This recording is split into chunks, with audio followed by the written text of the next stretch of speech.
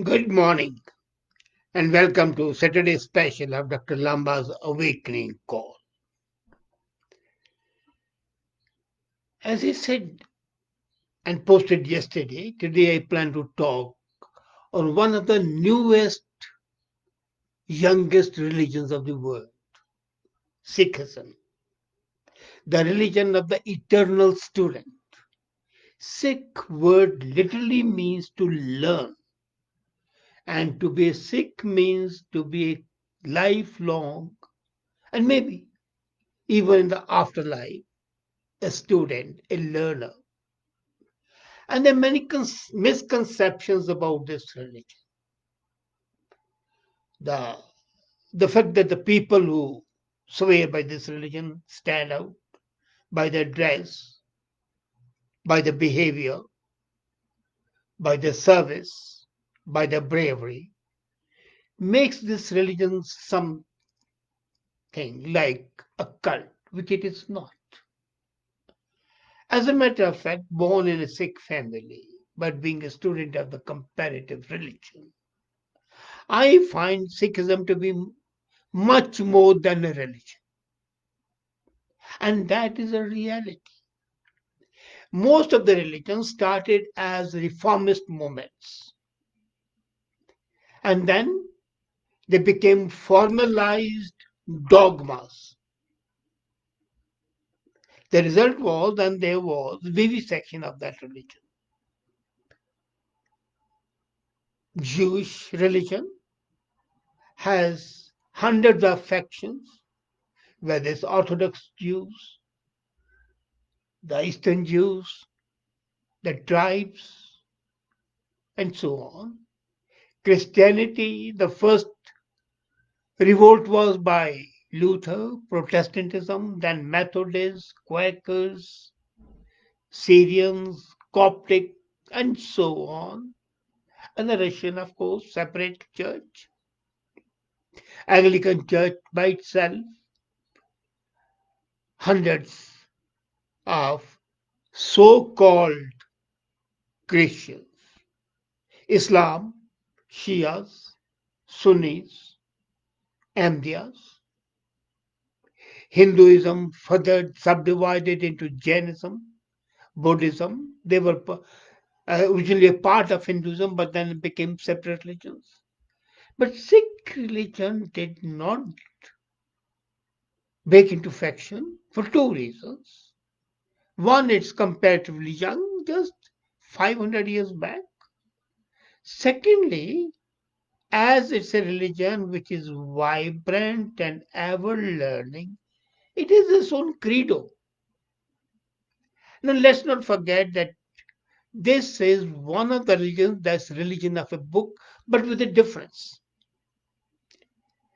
In other religions, they take the book to be the guide, set in time, monolith, inviolable. In Sikhism, the holy book is a guide, but is in fact deemed to be a living being, pulsating being. That's the difference.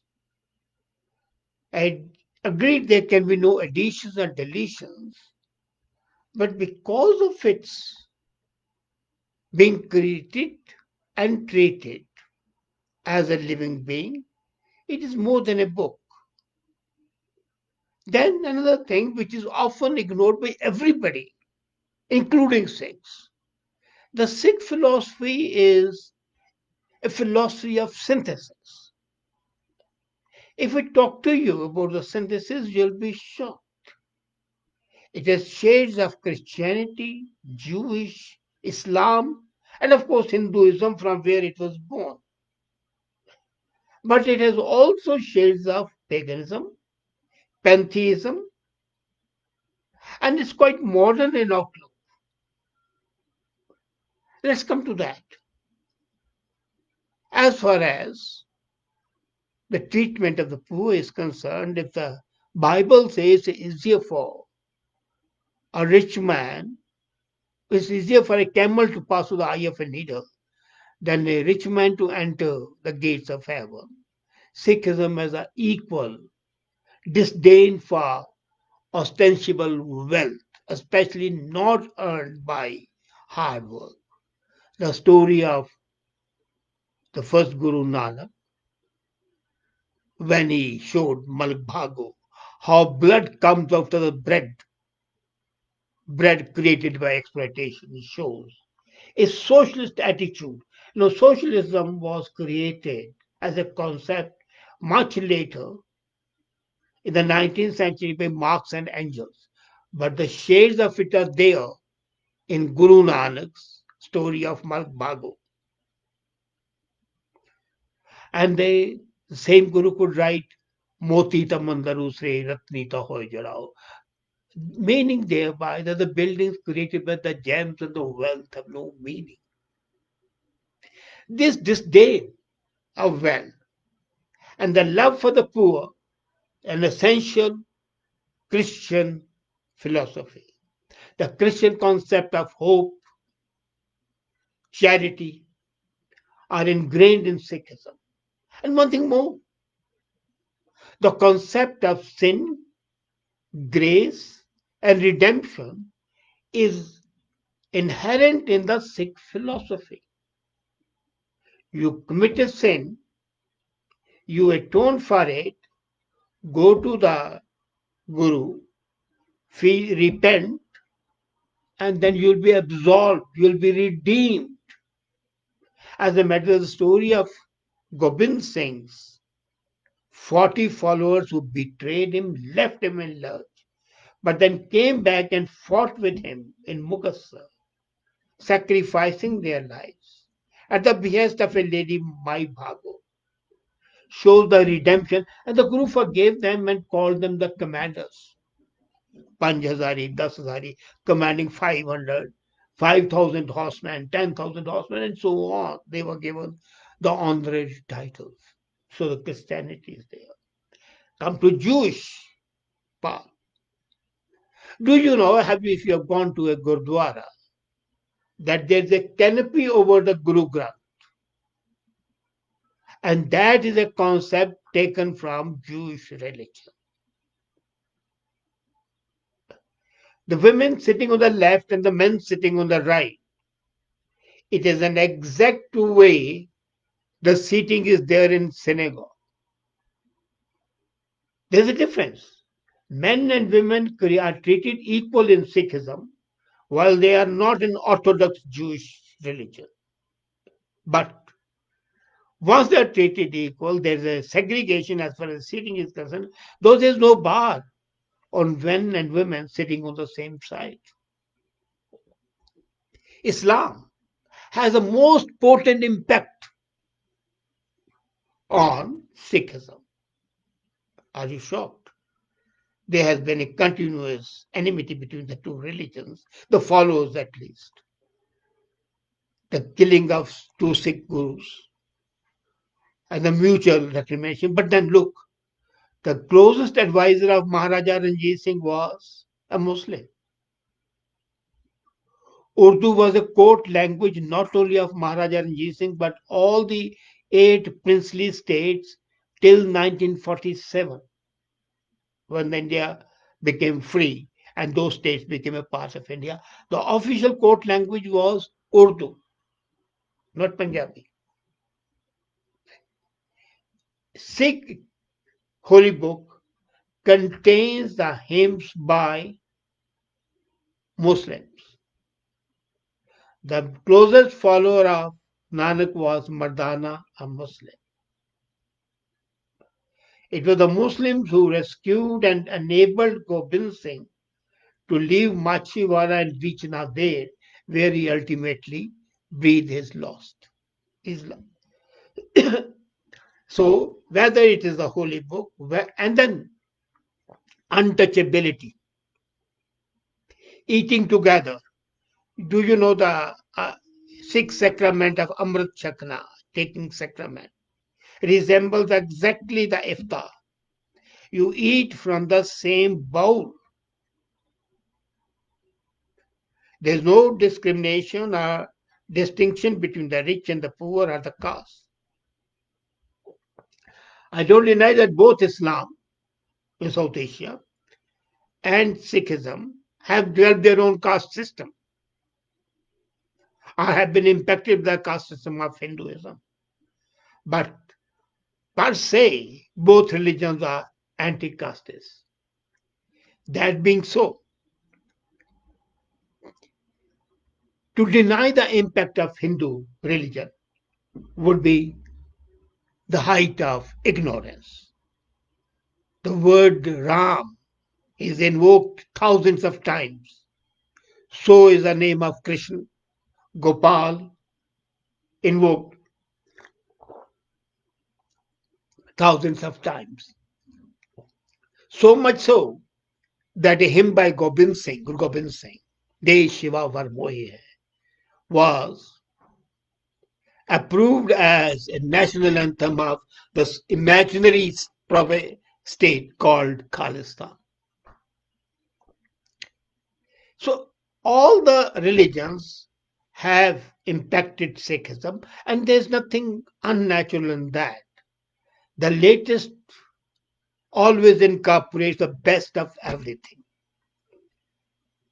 So, as far as the past is concerned, Sikhism encompasses all the qualities which were the best. But then it was not enough that only. Possibly Sikhism is the only religion that also has paganism and pantheism, the worship of nature. Could you believe any other religions treating nature as parents? This is a religion where the first prayer, Japji, ends with invocation, where it says that the earth is the mother,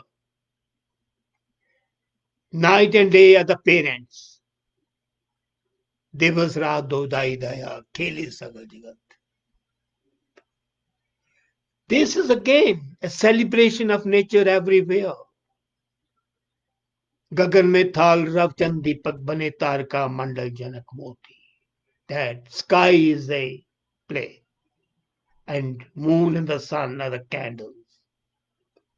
Where the breeze blowing and the flower smell are celebrated. So the complete pantheism, worship of the nature is there. And coupled with that is a concern for environment. People talk of the environment now, but gurus had talked of the environment way back when Sikhism was still in the nascent stage. And protection of the ecosystem is ingrained in Guru Granth. There are at least 28 hymns devoted to protection of the ecosystem. It's something different that the people ignore it and they don't implement it. About its being progressive, I already talked how it took precedence in recognizing the socialist and communist ideas and the equality of human beings and the gender equality. This was the first religion to say, while Islam, Jewish, Christianity, Hinduism at one time or the other attacked women, this said religion stated that how can you condemn a being who has given birth to kings? Soko manda ke ditya me raja. So gender equality was the first time propagated officially. And there was no bar.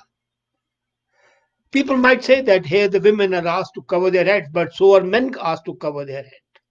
So again, there's equality and similarity. And one thing more which I've been talking and people have been ignoring it. This was a religion, or this is a religion which presupposed the so-called Vienna Convention and the Red Cross. What Henry Dewey did in 1848 out of the border of Salerno to establish Red Cross was done by Gobind Singh when he approved the conduct of his follower Bhai Kanhaiya in giving water and applying balm to the fallen enemy soldiers. Red Cross was born that day, the concept, the embryo, the treatment of the enemy soldiers as the human beings, which is a part of the Vienna Convention, was a part of Sikh culture. Guru Gobind Singh forgave the Pahari kings and the Mughals before he left Chamkor 6 times. Forgave them. And no punishment, no punitive action, even after defeating them. So, what UNO was created with a concept of forgiveness so that we can live in peace was ingrained in Sikhism. So, whether we take it as a scientific base, a religion related to science, environment, nature, human beings as representatives of God, no gender discrimination, no discrimination on the basis of sex or caste or color or creed. That religion is a real setting in life. As a matter of fact, there is no aspect of the human life that is not taken care of. And in the 1430 pages of Guru Granth, you would find ample evidence of that. Then the whole thing is a great masterpiece of literature and music. All the hymns are set to the classical music. They are ragas, which enable meditation, which enable mindfulness, which enable concentration. But mindless repeating of those hymns is meaningless until you understand the meaning of those and implement that. This sort of a thing is rare in other religions. I'm not saying that they are bad. No. Each religion has its own positive points.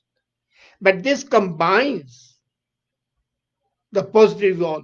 Unfortunately, now let's come to the basic aspect. The main qualities and the attributes, some of them which I've discussed, but it takes at least a few hours to complete the absolute idea and the ideals of Sikhism. It took me at least 2 hours to talk to Princeton University students on the attributes of Sikhism. And that is in a nutshell. But today I'm giving you just an outline of the philosophy, a humanistic philosophy, a socialist pattern without depriving the importance of work. The common phrase is earn by the sweat of the brow, but there is with a Punjabi tang by the toil of the 10 fingers. Thus, no on the kamai. That is the dignity of labor personified. Guru Nanak, after all his voyages, started work as a farmer. There was no hesitation in that he was essentially a farmer tilling land, producing earth.